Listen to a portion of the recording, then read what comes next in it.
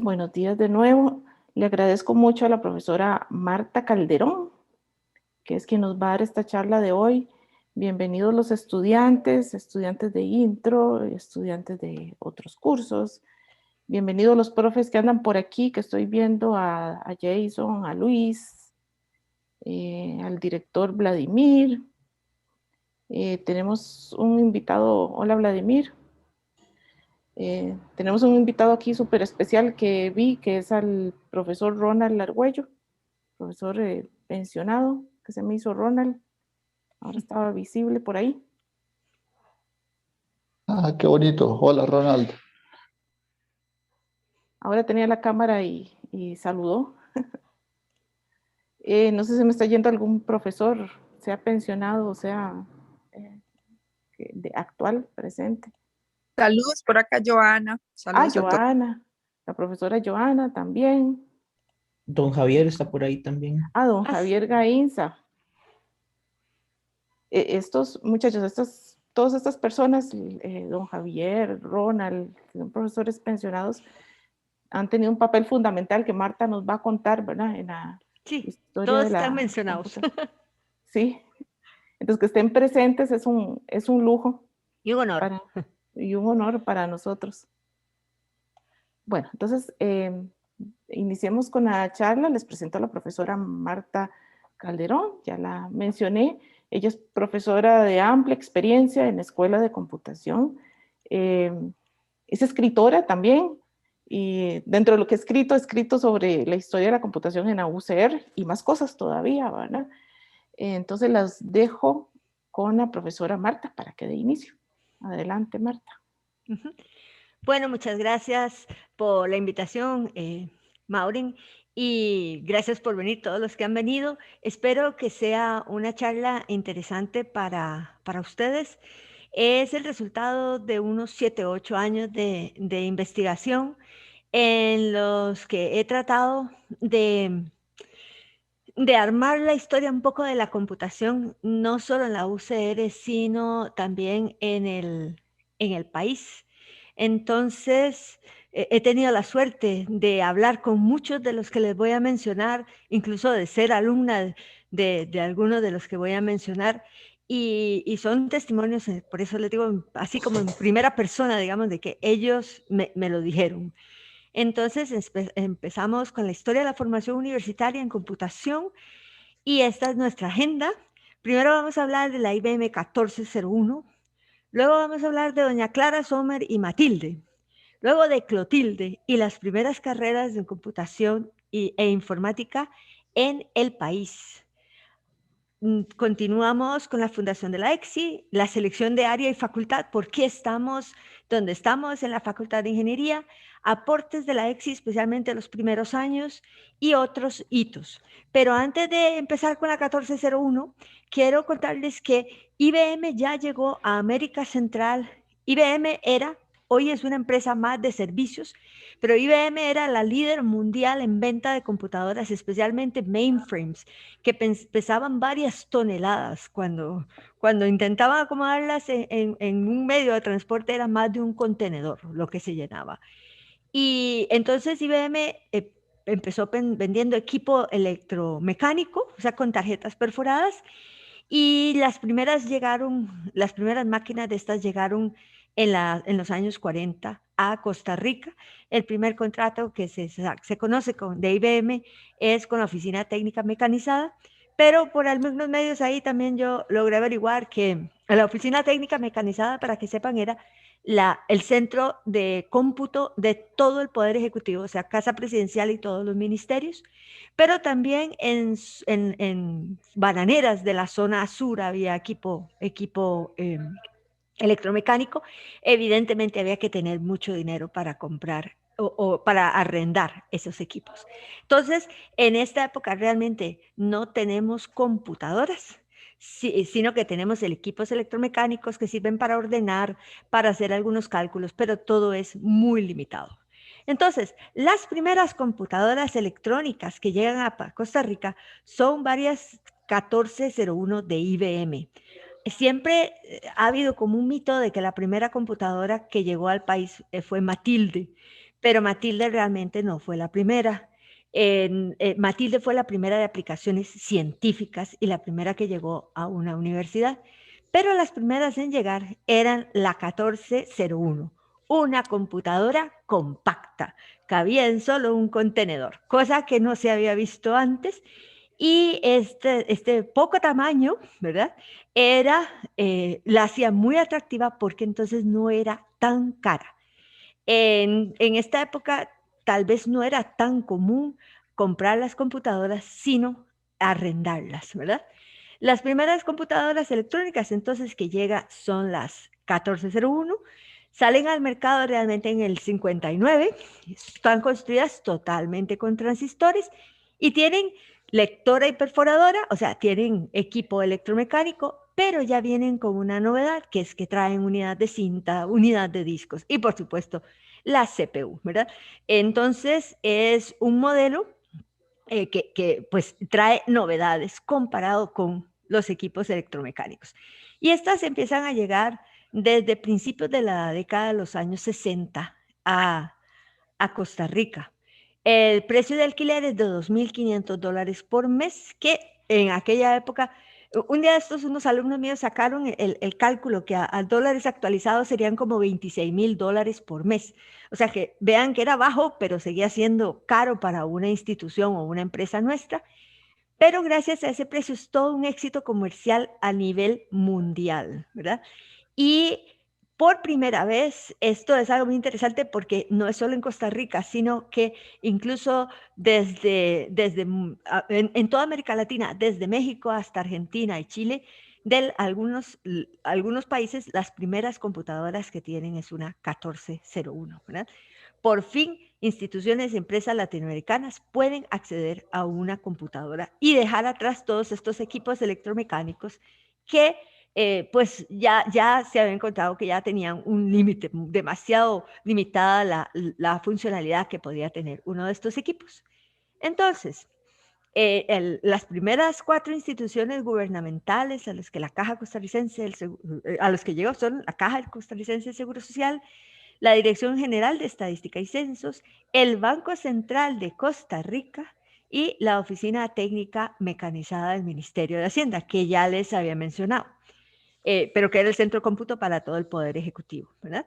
De la 1401, IBM tenía tantos pedidos que le era imposible seguir el ritmo de pedidos en el mundo. Sin embargo, más o menos en 1965 la descontinuó y pasó a un modelo, al IBM 360, del que también posteriormente hablaremos. Pero bueno, a nosotros llegaron estas 4 computadoras. Y ustedes se preguntarán en este momento, ¿y de dónde salieron los primeros programadores? Y aquí no había nadie que hubiera visto una computadora en su vida. Pues bien, IBM tenía una estrategia muy interesante. Entonces, en el 64, les cuento el del Banco Central, que es la experiencia que he podido consultar a alguien en particular. El Banco Central espera la llegada de su primera computadora y el departamento de personal del banco organiza un concurso para trabajar en procesamiento de datos, ¿verdad? En este caso, les voy a contar algo. Mi historia va a estar un poco balanceada entre hombres y mujeres, porque la historia usualmente se escribe en masculino, pero afortunadamente en mi historia tengo varias mujeres que han sido muy importantes, ¿verdad?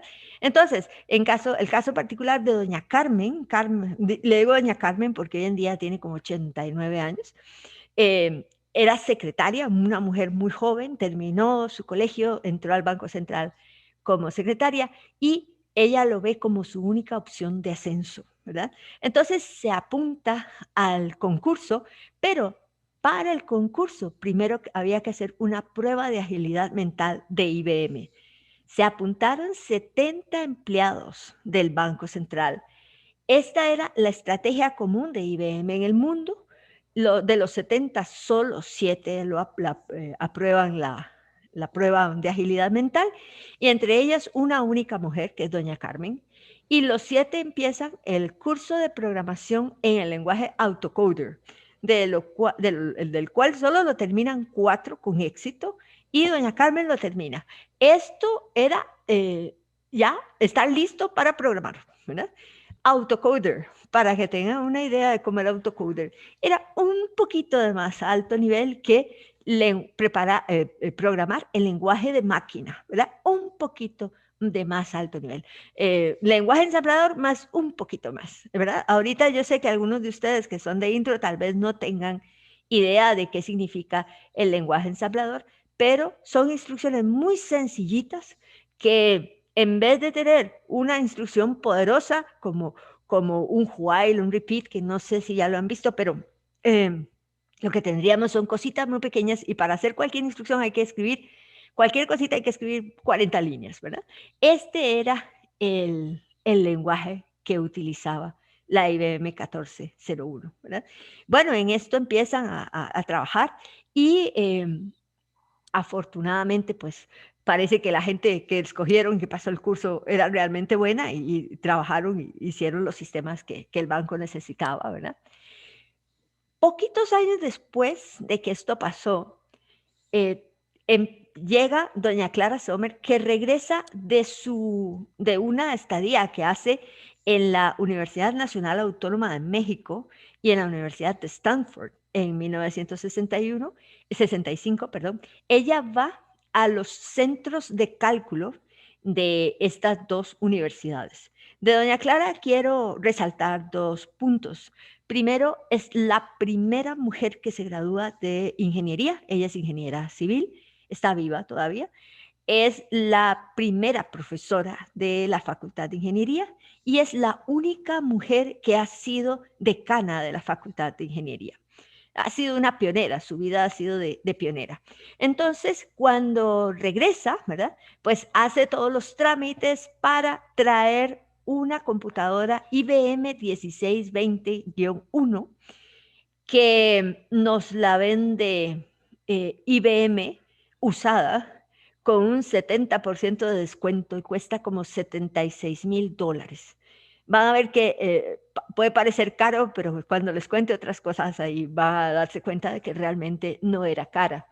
Y entonces ya con Matilde aquí se establece en 1968 el Centro de Cálculo Electrónico, que estaba entre Ingeniería Civil e Ingeniería Mecánica de la Facultad de Ingeniería. Y ella es la primera directora del Centro de Cálculo Electrónico. Entonces, bueno, ella sigue procedimientos y normas administrativos que había visto en estos otros centros de cálculo en el extranjero. A la computadora la bautizan Matilde, la bautizan sus primeros estudiantes. Ya ella en 1969 da cursos del lenguaje con que trabajaba Matilde, que era Fortran, ¿verdad? Entonces, ella pone, bueno, algo grande que hace doña Clara es que pone Matilde a disposición de toda la comunidad universitaria, entonces ya se beneficia la oficina de registro y se beneficia también la parte financiera y también la pone al servicio de otras instituciones de este país. Ella invita a estadísticos, médicos, demógrafos, filósofos y otros a usar la computadora, ¿verdad? Y ella misma imparte los primeros cursos de programación en la UCR a partir de 1969. Es la vez que se imparten primeros cursos de programación en la UCR a estudiantes, que como les decía son los que le ponen el nombre de Matilde. Imparte cursos de cálculo electrónico, análisis de sistemas, programación lineal, ruta crítica. O sea, son cursos muy orientados hacia optimización, por ejemplo. Y ella es la que le enseña Fortran a doña Carmen Mesén, la que habíamos mencionado anteriormente, y a un señor que vamos a ver aparecer posteriormente, que es don Claudio Gutiérrez, que para entonces estaba recién venido con su doctorado en filosofía al país. Era un don Claudio muy joven y ella lo reta a descubrir el poder de las computadoras, ¿verdad? Y él lo acepta el reto, ¿verdad? Damos un brinco de unos pocos años, todavía no se dan carreras de computación en el país, ¿verdad? Pero en 1972 IBM ofrece a la UCR una computadora mainframe modelo 360. Recuerden que les dije yo que IBM descontinúa la 1401 en el 65 más o menos y empieza a construir su modelo estrella de toda la vida, creo yo, que es el 360. Pero nos lo da en calidad de préstamo. Esta computadora valía $1 millón. Por eso les digo yo que los $76,000 eran poquito. Esta computadora comprada nueva IBM era de $1 millón. Nos la presta. Este fue un esquema utilizado en universidades en otros países. Vean que IBM en ese entonces era pionera, aunque había otras marcas, era pionera y tenía que crear mercado, tenía que crear la necesidad por sus máquinas. Entonces, hacía lo que fuera con tal de crear esa demanda por sus equipos y preparar gente, ¿verdad? Y la computadora tenía en aquel momento la de mayor capacidad instalada en Costa Rica y Centroamérica, pero se le pedía a la universidad que se comprometiera a abrir programas académicos, o sea, que ya empezara a dar cursos formales, ya no solo de programación, sino carreras en este campo de computación e informática. Y entonces la universidad pues tiene que tomar la decisión. Aunque nos lo dan en calidad de préstamo, realmente se firma un contrato de mantenimiento que sí representa un costo para la universidad. En el convenio no se establece un monto de dinero y esto, por supuesto, generó mucha desconfianza de los estudiantes. El rector en este momento era el licenciado Eugenio Rodríguez Vega y a él le parece una oportunidad excelente para fortalecer el Centro de Cálculo Electrónico fundado por doña Clara Sommer y de hecho posteriormente se instala ahí en el mismo Centro de Cálculo Electrónico, ¿verdad? Y eso sí, es una época muy distinta a la actual en términos del movimiento estudiantil y como les decía yo, es un momento en el que todo lo que venga a Estados Unidos es visto así como que es imperialismo, es penetración de los estadounidenses y hasta salen artículos de periódico y hay mucha revuelta porque los estudiantes no quieren esta máquina, ¿verdad? Y bueno, al final, pese a todo, el Consejo Universitario, la máxima autoridad de la universidad, aprueba por unanimidad el contrato, ¿verdad? Este es firmado en enero de 1974 y ese marca el inicio de ese compromiso de la universidad de impartir carreras formales en el campo de la informática. Entonces, esta computadora, esta 360, es bautizada, realmente fue bautizada Cleotilde. Hay un artículo del periódico El Semanario de la Universidad que salía ahí un anuncito y para que los estudiantes votaran. Y entonces el nombre, daban como 5 opciones. El que recibió más votos fue Cleotilde, pero probablemente por facilidad se le conoció solo como Clotilde, ¿verdad? Era una máquina con 196,000 posiciones de memoria. Matilde solo tenía 40,000, ¿verdad? Con lenguaje COBOL, es un lenguaje que se utilizaba principalmente para aplicaciones administrativas y con 4 unidades de cinta magnética, con disco, perforadora, lectora y perforadora de tarjetas, o sea, seguimos arrastrando equipo electromecánico, impresora y unidades de control de teleprocesos, de cintas y de la lectora perforadora, ¿verdad? Esta es, bueno, una máquina que hace un poquito de lado, por lo menos para la parte administrativa, a Matilde, es la máquina que asume la mayor parte de la carga administrativa, digámoslo así. Pero Matilde sigue viva, ¿verdad? Luego hablábamos de que se crea el Centro de Informática como heredero, digamos, del Centro de Cálculo Electrónico que se había fundado en la Facultad de Ingeniería. Y el Centro Informático hereda a Matilde y a otros equipos computacionales que hubiera en la U y realiza tanto funciones administrativas como docentes. Administrativas porque era el que tenía responsabilidad sobre los sistemas de la universidad, pero también docentes porque se abre dentro del Centro de Informática la carrera de informática, ¿verdad? Y el primer director del Centro de Informática fue el ingeniero Mario Feoli, que era ya el director del Centro de Cálculo Electrónico, ¿verdad? Simplemente pasó de un lado a otro. Entonces, aquí hay algo muy interesante porque hay un proceso paralelo, pero no planificado, de creación de dos carreras que al final sacaron provecho de Clotilde.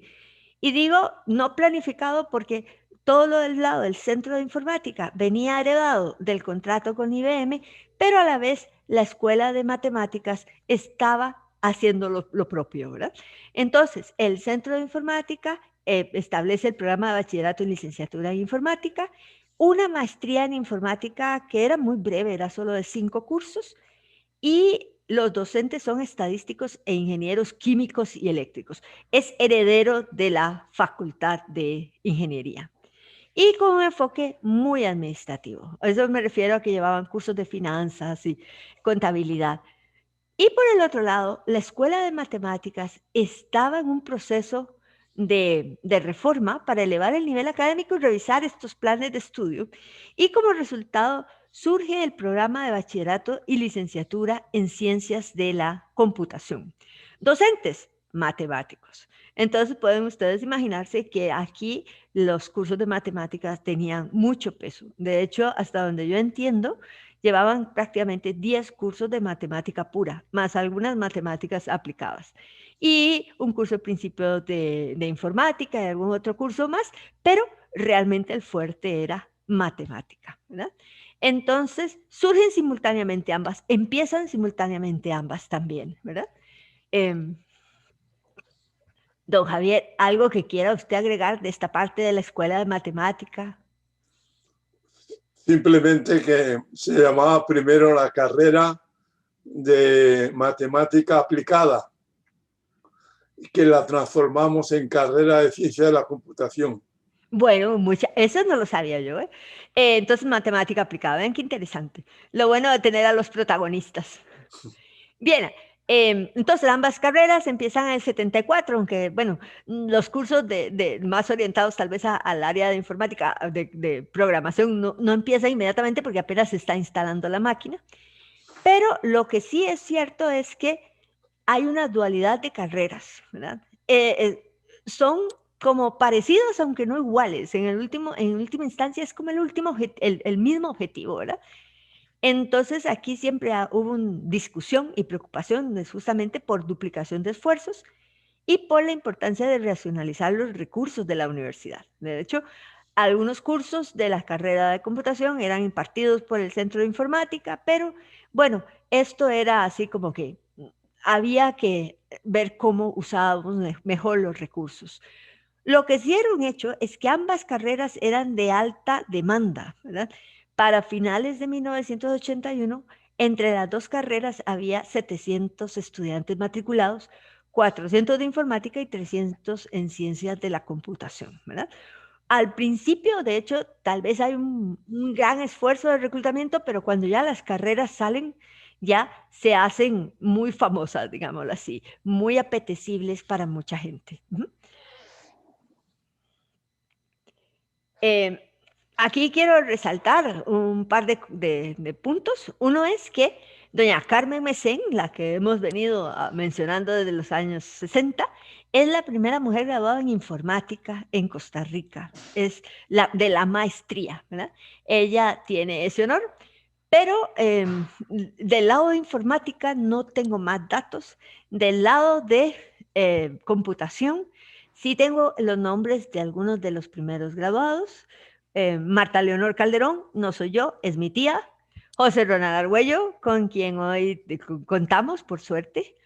Olma Moraski, Javier Reina. Y tengo que reconocer que por lo menos en el reclutamiento de algunos de estos, hubo un profesor de matemática, cuyo nombre es Bernardo Montero, que influyó mucho. De hecho, el mismo Ronald me contó que Bernardo lo puso ahí en una lista de honor para que se inscribieran en computación, porque había sacado una muy buena nota en una prueba de aptitud. ¿Cierto, Ronald? Ronald. Sí, me perdió Ronald. Y tiene el micrófono apagado. Ronald, Ronald, tenés el micrófono apagado. Ya, está bien. No esperaba hablar. Gracias. Saludos a todos. Sí, así fue realmente. Fue un privilegio que Bernardo Montero en aquella época me invitara a formar parte de la Escuela de Matemática, pero eso fue en el 73. Cuando se creó la carrera de Matemática Aplicada, pues los que teníamos un enfoque más aplicado de la matemática, pues deseábamos hacer algo más que quedarnos en la universidad. Entonces nos pasamos a Matemática Aplicada algunos y ahí fue cuando se le cambió el nombre a Ciencias de la Computación. Pero sí, el enfoque era muy matemático aplicado inicialmente. Y gracias, Ronald. Y en el caso de Marta Calderón, igual Bernardo llegó hasta mi casa a hablar con mi papá para tratar de convencerlo de que la dejara estudiar computación. No sé por qué con mi papá, pero debe haber sido por el ser el hermano mayor. Pero Bernardo hizo un gran esfuerzo de reclutamiento de personas muy inteligentes, muy pues aptas para esta carrera, ¿verdad? Hay que reconocer la labor de eso, porque creo que en este momento que Bernardo está haciendo todo esto, don Javier no ha llegado al país, está estudiando, si no me equivoco, ¿verdad? Entonces, del lado de informática no tengo tantos datos, pero por lo menos vemos algunos nombres y me alegro mucho de haber puesto a Ronald aquí, ¿verdad? ¿Qué pasaba en el mundo mientras tanto? Bueno, IBM con su 360 era casi dueño del mundo en tema de mainframes. De hecho, llegó a ser líder mundial con un 60-70% del mercado mundial de computadoras, ¿verdad? Pero un par de costarricenses hicieron algo interesante. Ellos se habían ido a Estados Unidos y entonces allá se habían establecido. Habían montado una empresa que se llamaba, todavía existe MySystems, pero ya ellos no están relacionados. Y ellos son Jorge González Martén, que para los mayores fue el eterno candidato a presidente en los años 70, si lo recuerdan, ¿verdad? Y candidato a presidente de la República. Y Walter Oriamuno, que ya a mediados de los años 60 empieza el auge de computadoras un poco más pequeñas, que vamos a llamar mini computadoras. Y May invierte $6,5 millones en crear una microcomputadora a la que va a llamar Basic 4, ¿verdad? Entonces, Basic 4, bueno, miren ustedes, ¿qué tiene que ver todo esto con? Solo quería hacer la anotación. En 1971 fue presentada la primera de 4 modelos de Basic 4 en San Francisco de California. Su éxito fue prácticamente inmediato y en 1980 se habían vendido 10,000 computadoras de estas Basic 4. Fueron un éxito en América Latina porque eran baratas. Recuerden que el problema de América Latina era que no podíamos pagar los precios de las computadoras de IBM, ¿verdad? Entonces, la base instalada en Costa Rica llega a ser muy grande. Por lo menos hasta el año 1987, llega a ser incluso más grande que la que tenía IBM. Y nuevamente, las Basic 4 todavía bajan el nivel de operaciones e ingresos que necesitan las empresas para llegar a tener computadoras. Y les cuento todo esto porque para 1975 se esperaba la llegada del primer Basic 4 al Instituto Nacional de Seguros. Vean que antes de este año nunca tuvo un computador el INSS. Tenía equipo electromecánico, pero no tenía un computador. Una institución que era relativamente grande. Pero, ¿por qué menciono este punto? Porque esto es un trámite que tomaba tiempo, por supuesto, estas compras, pero el INSS tiene que prepararse, o sea, conseguir gente que sepa de esto. Entonces, por ejemplo, el INSS es el que beca a Marta Calderón, a Javier Reina, a Olman Boraski. Les ofrecen además una beca para que estudien. Vean qué maravilla de época en que como había tan poquitos, pues más bien era aceptémoslos y démosles toda la ayuda posible para que ellos puedan estudiar una carrera que nadie conocía, que la gente se tiraba al vacío sin saber qué había abajo realmente. Entonces, incluso las instituciones públicas de alguna forma ayudan a que esta carrera empiece a ganar fuerza, becando a estudiantes, ¿verdad? Bien, pasan otros pocos años y nos vamos a 1980. Vamos a ver cuál es el contexto que tenemos. Entonces, del lado de la Escuela de Matemática, que tenemos la licenciatura y el bachillerato en Ciencias de la Computación, con mucha fuerza en matemáticas, dentro de la Escuela de Matemáticas, el chiquito se les había hecho muy grande, o sea, computación tenía mucho más demanda que matemática. Y entonces aquí había conflictos políticos en la asamblea de escuela de matemáticas que veían que el chiquito pequeñito, aquel que había nacido unos años antes, estaba demasiado grande, se los iba a comer, ¿verdad? Había problemas internos. Y por el otro lado, del centro de informática, que con su curso de economía, contabilidad, entre los dos programas teníamos mucha rivalidad, ¿verdad? Entonces había conflictos políticos, digámoslo así, ¿verdad? Y dentro de todo este contexto, entonces, debido a estos problemas políticos, los estudiantes de Ciencias de la Computación solicitaron al entonces rector, y nos vuelve a aparecer doctor Claudio Gutiérrez, la independencia de su carrera de la Escuela de Matemática. A él le parece muy bien, ¿verdad? Y acoge su solicitud y bueno, empieza todo un proceso a ver cómo se logra esto. No es tan fácil dentro de la universidad, todos los procesos son lentos, pero tiene el apoyo del rector. Entonces esto da cierta certeza de que algo positivo pueda pasar. Entre estos estudiantes, sí tengo que contarles que estaban dos que todavía están con nosotros como profesores, que son Gabriela Marín y Francisco Mata. Francisco Mata no está con nosotros, pero ellos fueron parte de los que pelearon porque querían independizarse. Y entonces aquí empieza todo un proceso, ¿verdad? Como tiene que ser toda la universidad. En 1980 se realiza el cuarto Congreso Universitario de la UCR, en el cual los estudiantes y los docentes de la carrera de computación presentan la ponencia para crear la Escuela de Ciencias de la Computación e Informática en la que ustedes estudian hoy en día. Y la resolución del Congreso es recomendar la fundación. Todavía no está creada, ¿verdad? Todavía no está creada, pero digamos que ya existe, ya se dio el paso para crearla ya formalmente. Y entonces, el 11 de marzo de 1981, la Asamblea Representativa Colegiada aprueba la creación de la EXI. Efectivamente, eso fue hace ya 40 años. Y la EXI queda temporalmente adscrita a la Vicerrectoría de Docencia. Recuerden que había un grupo que era pro ingeniería y otro pro matemática, y entonces hay que ver a dónde vamos a pertenecer. Pero para que las aguas se calmen, ¿verdad? Se le da un periodo de 2 años a la asamblea de escuela, hacer el conjunto de profesores fijos, permanentes de la escuela, para que decidan a cuál área y facultad pertenecer, ¿verdad? Esto recuerdo yo, porque yo entré en 1982 a la universidad. Recuerdo yo que fue un gran conflicto porque había la asamblea de escuela estaba muy dividida, ¿verdad? En 1981, el 6 de abril, el Consejo Universitario nombra como director de la nueva escuela a don Javier, y él es el candidato único. Los de informática no están muy contentos, pero no hay otro candidato y al final es el que es nombrado. Y después de esto, el cuerpo docente se integra por 13 profesores titulares o en propiedad.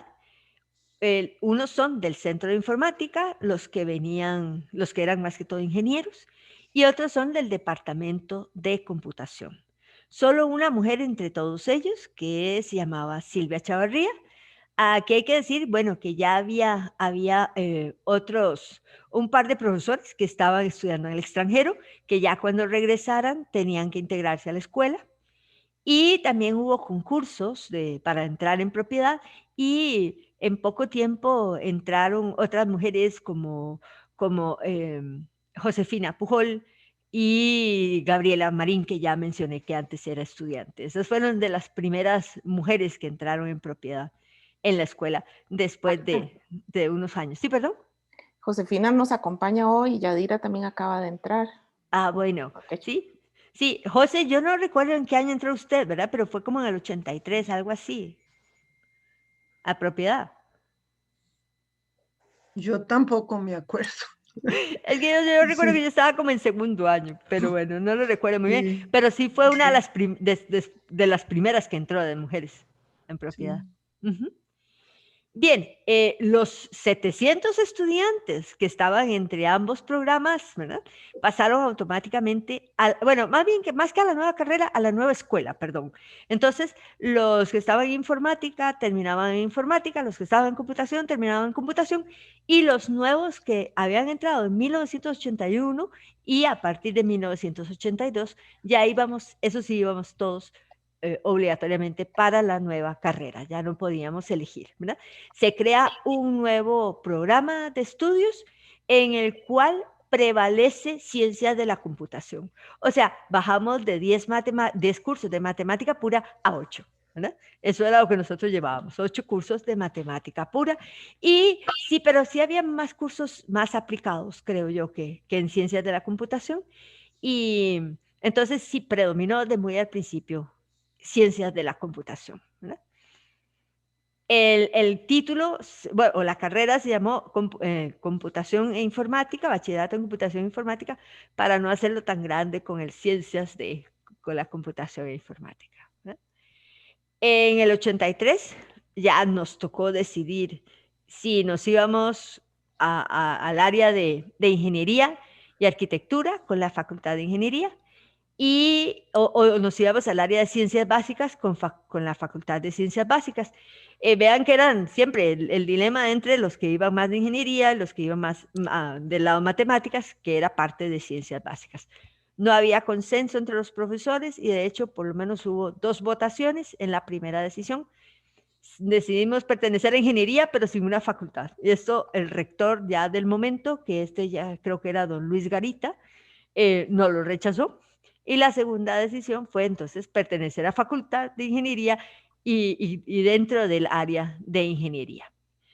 Esto generó reacciones en contra de parte de la Facultad de Ciencias, salieron artículos en el semanario Universidad de todo, que aquello era terrible, pero bueno, ya la Asamblea de Escuela es soberana en ese sentido y podía decidir lo que quisiera. Y ahí estamos todavía, en la Facultad de Ingeniería. Logros de la EXI de los primeros años. Bueno, la EXI se involucró mucho en actividades de extensión social, en colaboración con instituciones públicas, esto fue muy importante.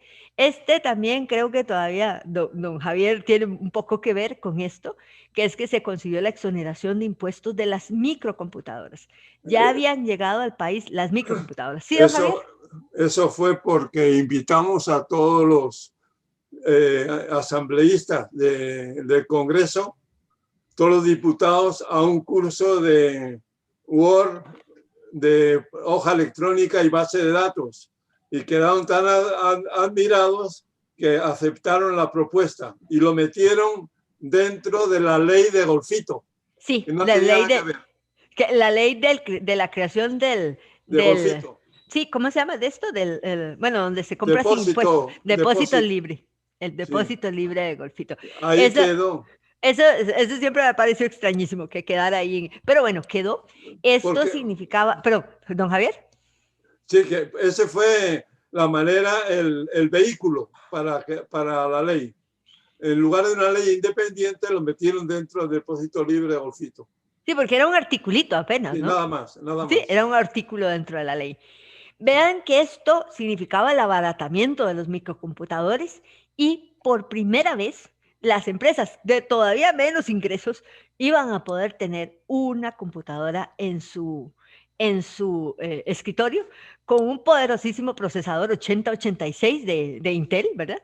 Y además fue un gran impulso para el desarrollo de la industria costarricense de software. Entonces, incluso algunos profesores y estudiantes de la EXI formaron empresas en esta época, como Tecapro, que salió de la EXI, Y otras empresas como Avántica salieron de estudiantes egresados de la EXI. Fue una enorme oportunidad de desarrollo de la industria costarricense.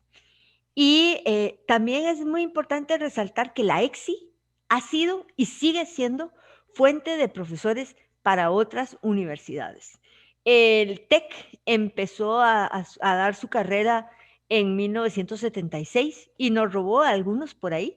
La UNA empezó después y gran parte de los profesores de la UNA fueron compañeros míos o de mi generación, ¿verdad? Y seguimos siendo fuente de docentes para otras universidades. Y yo creo que esto es una labor muy importante, que algo de la UCR pase a otras universidades.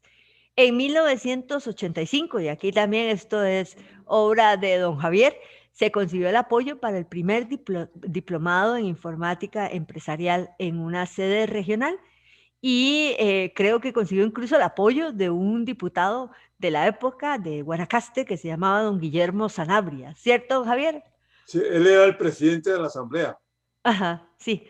Y él acudió a una conferencia que yo di para la comunidad, para informar a la comunidad. Y en esa misma conferencia preguntó cuánto costaba un laboratorio de computadoras. Yo le dije que unos $20,000. Y dice, ya está hecho, dijo. Y de ahí se pudo sacar el primer laboratorio. Entonces vean cómo don Javier en estos primeros años hizo mucho también por impulsar la formación en computación fuera de San José, que es algo muy importante y que hoy esta carrera prácticamente se da en todas las sedes regionales de la universidad. Empezó como diplomado, hoy es bachillerato, ¿verdad? Hoy es un bachillerato. Bien, y ya para terminar, ¿qué ha pasado en los últimos 25 años?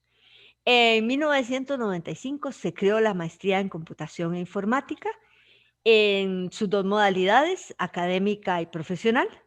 Y creo que no fuimos los primeros con maestría, creo que en esto sí nos ganó el TEC, pero hemos pues graduado a mucha gente que sabemos que también ya un poquito más maduros se han especializado un poco más en un campo que más les interesa y que sigue ahí adelante la maestría. Y quizá ya lo último que hemos hecho a nivel de la universidad es en el 2012, esto es muy nuevo, se crea el doctorado en computación informática, la primera generación se matricula en el 2013. Y con este doctorado estamos también produciendo profesores de muy alta calidad, no solo para la universidad, porque por aquí, por ejemplo, tengo a Jason y tengo a Luis Quesada, que son graduados de este doctorado, que ya eran buenos profesores, pero que ahora yo creo que definitivamente son mejores, pero también hemos graduado gente que está trabajando como docentes en la UNA, en el TEC, y actualmente hay una muchacha estudiante que es de la UNED, ¿verdad? Entonces, con esto creo que también estamos ayudando a mejorar la calidad de la educación en computación en el país, ¿verdad? Y ya como conclusión, bueno, los primeros programadores fueron casi que empíricos. Bueno, recibieron sus cursos, pero no recibían toda la base matemática que ustedes van a recibir, ni mucho menos, ¿verdad? La primera profesora que ya podríamos decir que tenía esa formación para hacerlo, ¿verdad? Fue doña Clara Sommer.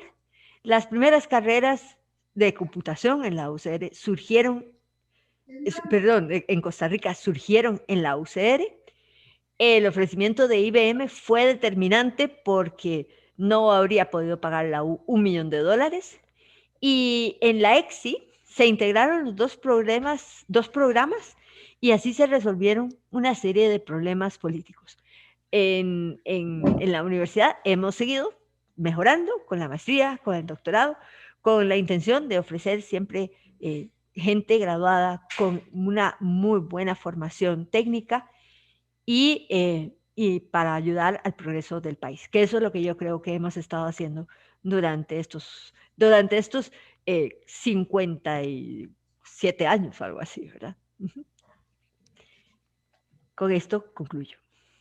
Tal vez quisiera agregar algo. Marta. Me parece que me parece muy completo. Realmente hay partes que esclareciste, que yo prácticamente ignoraba de la creación de la Facultad de Ingeniería y Clara Sombra, aunque yo he hablado mucho con ella. Sin embargo, creo que del 85 al 95 dejaste un hueco bastante grande en la historia. Y parte de como yo estuve ahí director de la escuela, te puedo agregar un par de cosas que sí creo que fueron muy importantes. Hubo mucha competencia entre el 85 al 90 sobre la creación de la maestría. Regresamos, nos dábamos cuenta de que crear maestrías al exterior y mandar estudiantes era mucho desgaste, mucho gasto. Ahí estaba Raúl Alvarado y Silvia peleando por eso, porque estar enviando estudiantes a gastar recursos cuando aquí se podían generar esas posibilidades. Eso fue todos los precedentes que hubieron antes de la creación de la maestría. Se creó la maestría en Ciencias Cognitivas con Manuel Arce, y eso fue importante no porque tal vez era lo que queríamos, pero sí fue un aporte muy grande para entender cómo teníamos que trabajar en la maestría. Y simultáneamente la creación de la maestría en Ciencias Cognitivas, que eso fue en el año 90, 90 y pico, se trabajó mucho, y ahí estuvo Francisco Mata trabajando mucho con Claudio Gutiérrez también en lo que fue el proyecto BigNet de Costa Rica. Sí, cierto. Que luego se convirtió en el desarrollo de Internet. O sea, estamos aquí hablando nosotros prácticamente gracias a nosotros mismos. Sí. No, en eso estoy de acuerdo, quizás me centré más en la formación en computación e informática. Está bien, ¿verdad? pero es importante que en esa formación se destaque que la escuela ha contribuido mucho en lo que es en las cosas importantes. Tal vez no hemos reclamado nuestro papel en eso, pero hay evidencias del CONICYT, que estuvimos trabajando en muchas reuniones y con el CATI en Turrialba para tratar de crear las primeras redes de computación en Costa Rica, que es la base de lo que se está haciendo actualmente. Sí, y eso el ICA también, si no me equivoco. Estuvieron varios involucrados, porque habíamos estudiantes por todas partes, pero creo que eso es muy importante destacar, que es la labor que hace la escuela, y al fin y al cabo, en eso es el futuro, es lo que van a trabajar los estudiantes actuales y lo que van a estar desarrollándose. Las telecomunicaciones cada vez van a ser más fuertes, y las especializaciones en eso son muy grandes, de seguridad informática, etcétera, etcétera, proyectos de computación distribuida que todavía están vigentes y que no se han dejado de lado. Entonces es muy importante que se conozca esta parte para los estudiantes, principalmente nuevos, que están entrando y que tienen que entender por dónde se va a desarrollar la carrera y por dónde vamos. Bueno, eso es lo que quería agregar. Gracias, Ronald. No, yo reconozco que, bueno, de la historia de BitNet, de hecho yo tuve cuenta de BitNet y me siento muy privilegiada de ser de las primeras en este país que tuvimos cuenta de correo, ¿verdad? Pero como no era tanto de la historia de la formación, digamos que no lo incluí. Y tengo que decir también que más recientemente las sedes regionales crearon un bachillerato, una maestría, pero muy orientada hacia qué, bueno, siempre con informática, pero cuestiones de procesos administrativos o algo así. O sea, las sedes regionales tienen su propio plan de posgrado también. Muchas gracias, Marta. Tenemos a la profesora Yadira Solano por ahí pensionada, perdón, entró un poquito tarde. Yadi, ¿estás por ahí? Si quieres saludar o comentar algo. Buenos días, sí, disculpen, tuve algunos inconvenientes, pero aquí estoy muy contenta de ver tanta gente conectada y de la parte que pude agarrar de la historia de la EXI, sí, claro. De ahí decirles que siempre fue un orgullo trabajar para la escuela, ponerme la camiseta de la EXI, y sí, me alegra ver los logros y me alegra ver compañeros de hace rato. Espero que todos estén bien, y a los chicos, a los estudiantes, mucho ánimo y a seguir adelante. Esta es una carrera llena de emociones, llena de cosas interesantes y que no pasa de moda nunca, ¿verdad? Gracias a Dios. que siempre está vigente, ¿verdad? Que podemos encontrar trabajo y todo eso. Entonces, mucho ánimo, chicos, todo adelante, y a los profes también, un placer saludarlos a todos.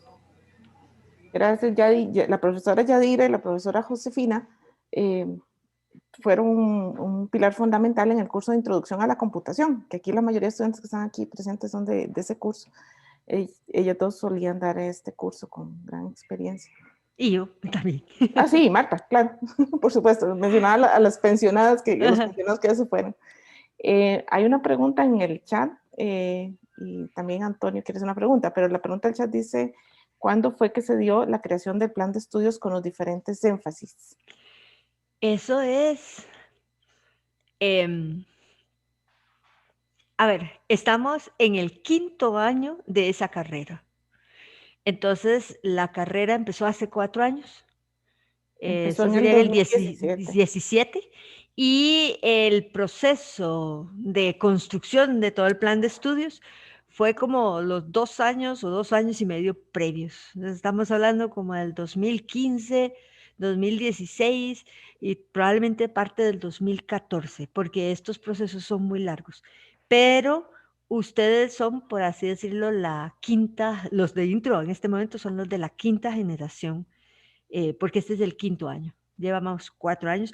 De hecho, ahorita se gradúa probablemente, o ya se graduaron, no sé, la primera generación con énfasis, ¿verdad? En este próximo periodo de graduación, o ya pasó, no sé, pero se graduó la primera generación, 4 años. Sí, en el 2020 concluyó la primera generación. El acto como tal de graduación, no sé si ya fue o... Sí, o no. es en estos primeros meses del semestre, pero yo no sé si ya fue o Sí. ya o va a ser. Antonio tiene la mano levantada. Sí, muchas gracias a la profesora Marta por la presentación, y todavía más gracias por resaltar a las mujeres que forman parte tan importante de la historia de la EXI y la formación en computación, que quizá no se resalten tanto en otros espacios, y darles la visibilidad que ameritan es demasiado importante para romper las barreras que pueden haber, sociales, estereotípicas, de las mujeres para estudiar computación. Y mi pregunta es sobre el CITIC, sobre el Centro de Investigaciones de Tecnología Informática, que cuándo se creó, y si hay algún otro dato interesante o importante que nos quieran mencionar. Sí, el CITIC estuvo en pañales, o más bien como en embarazo, desde el 2009, si no me equivoco. Pero nació, va a cumplir 10 años este año.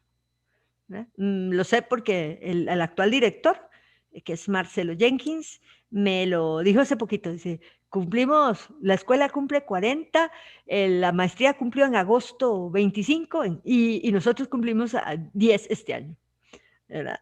Entonces, son 10 años, pero yo recuerdo que en algún momento a mí me tocó preparar un documento muy, muy temprano sobre esto, y fue, no, mentira, 2008, no 2009, sino 2008.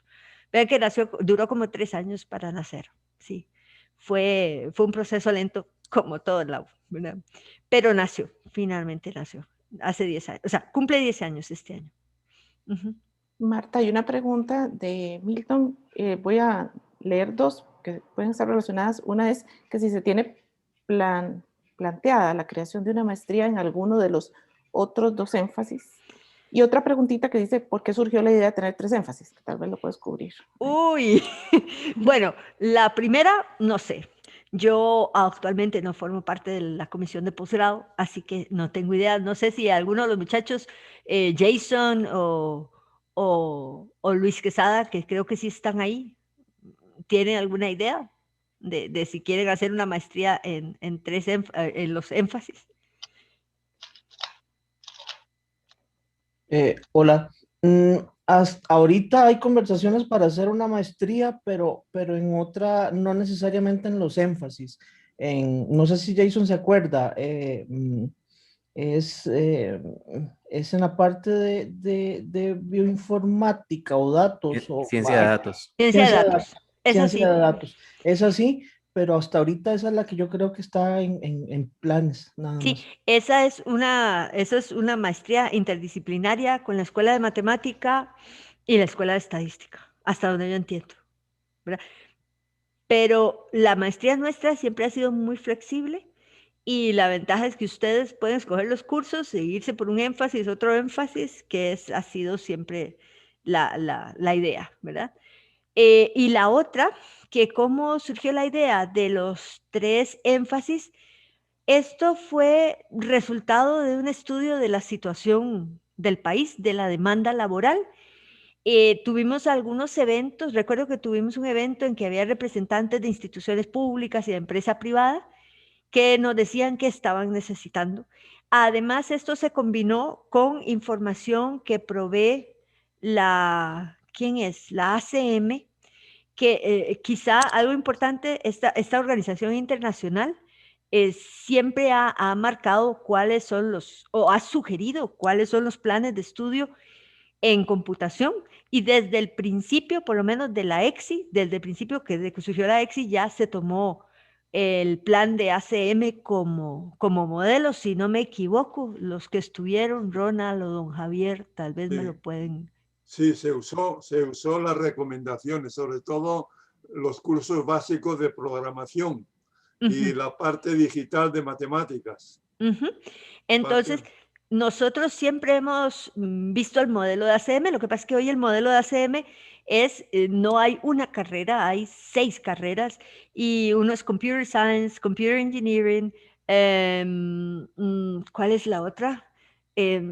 Una parte como de ciberseguridad, y entonces entre una combinación de las necesidades de la industria y de sugerencias de la ACM, se sacó la conclusión de que el mercado necesita 3 énfasis: científicos de la computación, más para el lado de investigación; ingeniería de software, porque sin lugar a duda la industria del software en Costa Rica es sumamente importante; y toda la parte de IT, con el auge tan enorme de centros de datos y un montón de empresas transnacionales que tienen sus centros de operaciones aquí, para los cuales las telecomunicaciones, la seguridad, cuestiones en la nube, todo esto es fundamental para mantener en operación las empresas. Entonces fue un proceso muy largo, no solo interno, sino, como les digo, de consulta a los entes externos que nos guiaran un poco, más ACM, que siempre ha sido una guía. ¿Alguien tiene alguna otra pregunta o comentario? ¿Alguno de los profes que quiera participar? José Pereira tiene una pregunta. Sí, yo tenía una respecto también a lo de las énfasis. Y es que para haber hecho división de 3 énfasis, siento que se tuvo que haber contratado más personal docente, o bien haber distribuido los que habían de forma bastante pareja. Así bueno, que... eso ya es un asunto en que yo no puedo entrar. Es un asunto, primero, más de la dirección.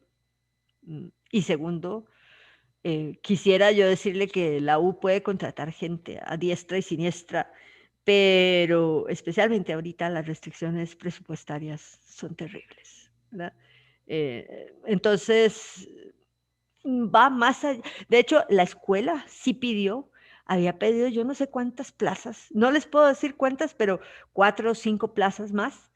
Tenemos 2 estudiantes estudiando afuera, 2 sacando un doctorado, pero no esperamos conseguir más, porque todo esto, si fuera fácil, como una empresa privada, tenemos dinero, contratamos, pero las plazas en la universidad tienen que pasar por varios niveles de aprobación, y los tiene que aprobar finalmente el vicerrector de docencia.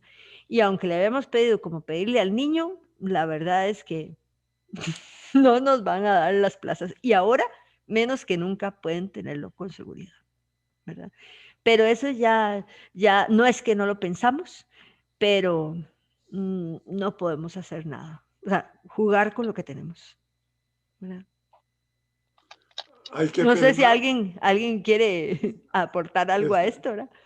Hay que pelear cuando se jubilan o se retiran profesores. No descuidarse para conservarla, sino automáticamente se pierde. Exacto. Sí, eso sí.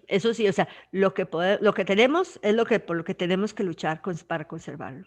Pero que no pensáramos, sí pensamos. Yo no recuerdo cuántas plazas pedimos, si eran como 4 o 5, pero no nos las van a dar, ¿verdad? Tenemos suerte si es que estos 2 muchachos regresan. Lo que pasa es que estos vienen más para el área de interacción humano-computador y no para ciencias de la computación, ingeniería de software. O ITI, digamos. Pero en este momento es imposible prácticamente, ¿verdad?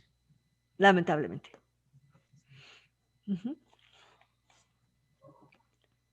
Bueno, ¿alguien más con algún comentario?